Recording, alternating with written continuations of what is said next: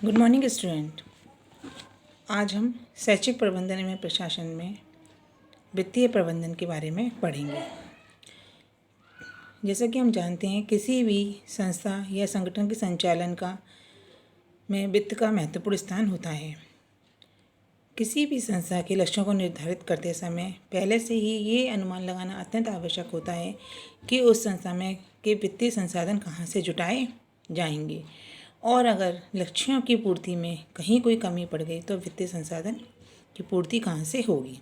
इसलिए किसी भी संस्था की सफलता या असफलता का आकलन उसके वित्तीय प्रबंधन से ही लगाया जाता है।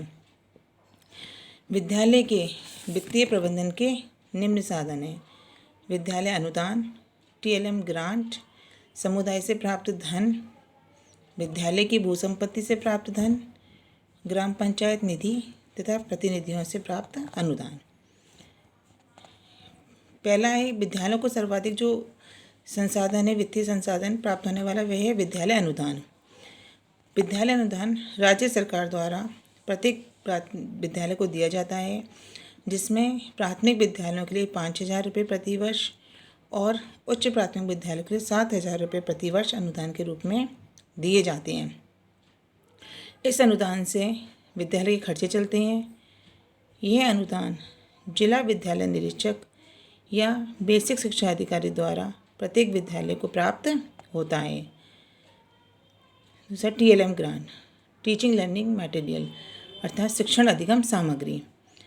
विद्यालय में शिक्षण अधिगम सामग्री हेतु अनुदान भी राज्य सरकार द्वारा दिया जाता है, जिसके आधार पर विद्यालय द्वारा शिक्षण सामग्री क्रय की जाती है।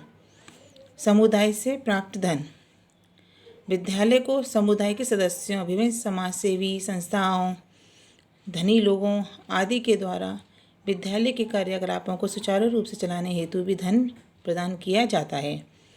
यह धन भी विद्यालय की वित्त व्यवस्था को सुधारने में सहायक होता है।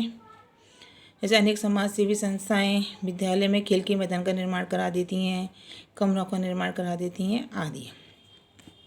विद्यालय की भूसंपत्ति से अर्जित धन, हमने देखा अधिकांश सरकारी विद्यालयों में आवश्यकता से अधिक भूसंपत्ति होती है, जिसे वे किराए पर दे देते हैं अथवा विद्यालय के अतिरिक्त स्थान या मैदान को किसी समारोह या शादी के लिए दे देते हैं, जिससे विद्यालय को अतिरिक्त आय प्राप्त होती है और उससे वे विद्यालय के खर्चों की पूर्ति करते हैं। ग्राम पंचायत निधि, ग्राम पंचायत निधि तथा जनप्रतिनिधियों द्वारा भी विद्यालय को वित्तीय सहायता दी जाती है। ग्राम पंचायतों द्वारा अपने कोष से विद्यालय को सहायता दी जाती है। इसी प्रकार उस क्षेत्र के जो जनप्रतिनिधि हैं, जैसे विधायक, सांसद, भी अपने क्षेत्र के विद्यालयों को अनुदान या वित्तीय सहायता देते हैं।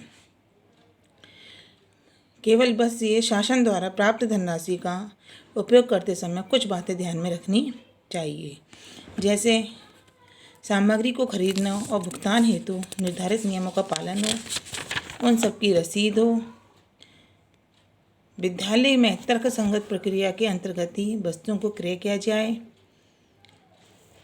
क्रय की जाने वाली वस्तुओं हेतु निर्धारित बजट सीमा एवं उपयोग अवधि को ध्यान में रखा जाए, क्रय की जाने वाली वस्तु की गुणवत्ता का स्तर सुनिश्चित कर लिया जाए, और विद्यालय हेतु क्रय की जाने वाली सभी सामग्री की रसीदें बाकायदा बनी होनी चाहिए, जिससे आवश्यकता पड़ने पर उन्हें सरकार या सरकारी अधिकारियों को दिखाया जा सके। इस प्रकार विद्यालय को चलाने में ये सारे अनुदान बहुत महत्वपूर्ण स्थान रखते हैं, जिससे विद्यालय को की वित्तीय सहायता होती है और विद्यालय सुचारू रूप से शिक्षण अध्यापन का कार्य कर पाता है। धन्यवाद।